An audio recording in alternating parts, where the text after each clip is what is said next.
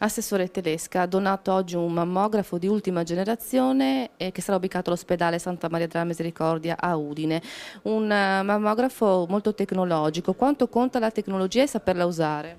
Beh, la tecnologia è importantissima perché col progresso che abbiamo, indubbiamente per rimanere ai tempi e curare bene le persone bisogna avere la tecnologia più avanzata.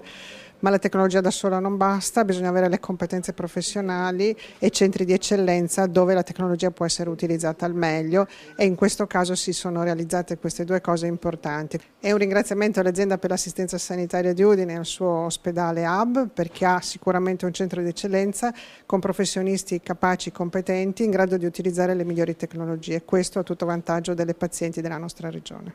Questo è un mammografo che aiuterà a fare prevenzione.